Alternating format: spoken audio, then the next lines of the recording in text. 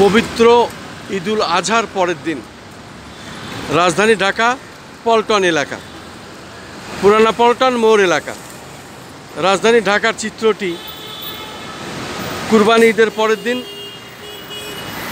যেমনটি আমি তেমনটি দেখে যাচ্ছি।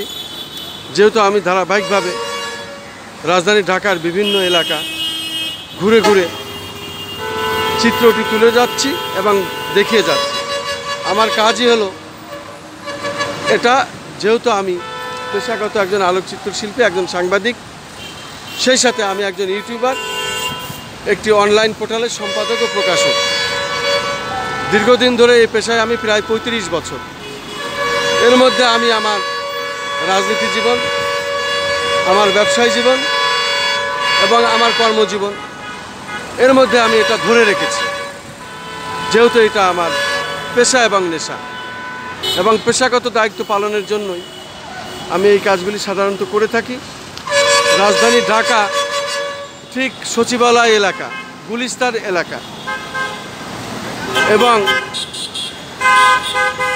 এটি খুব জনগুরুত্বপূর্ণ এলাকা, এবং বাইতুল মুকাররম মসজিদ এলাকা, পাশাপাশি জাতীয় প্রেস ক্লাব এলাকা ও বিভিন্ন দিকে এখান থেকে গাড়ি চলে যায়, অত্যন্ত জনগুরুত্বপূর্ণ এলাকা। আমি সেটাই দেখে যাচ্ছি।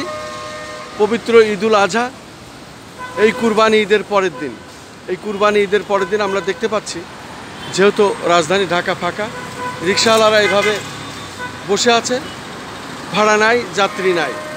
আসলে লোকজন না থাকলে যা হয়, মানুষ যেহেতু ঈদের ছুটিতে ঘরে ফিরেছে, বাড়ি গিয়েছে, বিশেষ করে নারীর টানে তারা বাড়িতে, এবং ঈদের পরে, ঈদের ছুটির পরে তারা ধীরে ধীরে আবার ঢাকা আসবে। তখন ঢাকা আস্তে আস্তে আবার উজ্জীবিত হবে, মানুষের ভিড় আবার বয়ে আসবে, গাড়ির যানজট আবার বয়ে আনবে, এবং মানুষের ভিড়ে ভিড়ে তখন রাজধানী ঢাকা আবার সচল হবে। ঠিক আমি সেই চিত্রটি দেখে যাচ্ছি। সকাল থেকে রাজধানী ঢাকার বিভিন্ন এলাকাতে আমি ঘুরে ঘুরে বিভিন্ন স্পটের দৃশ্যটি আমি এইভাবেই দেখিয়ে যাচ্ছি। আমি খন্দকার মাসুদুজ্জামান, একজন ইউটিউবার, একজন ফেসবুকার, একটি অনলাইন পত্রিকার সম্পাদক ও প্রকাশক, একটি সাংবাদিক সংগঠনের আমি চেয়ারম্যান ও প্রতিষ্ঠাতা, global journalist council in Bangladesh.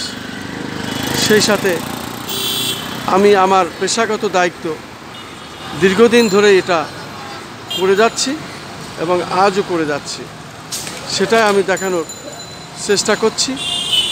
ঈদের পরে রাজধানী ঢাকা ফাঁকা, ধারাবাহিক পর্ব এটা আমার চলছে, এটাই আমি দেখিয়ে যাচ্ছি।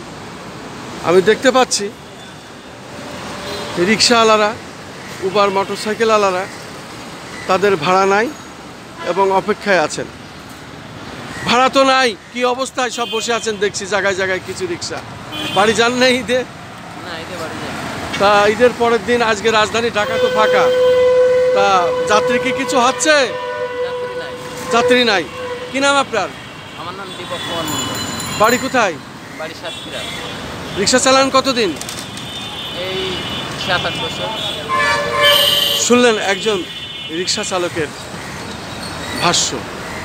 সকাল থেকে তারা এইভাবেই রাজধানী ঢাকায় বিভিন্ন মোড়ে মোড়ে আমরা দেখতে পাচ্ছি অনেক রিকশা চালক এইভাবে বসে আছে, কিন্তু ভাড়া নাই।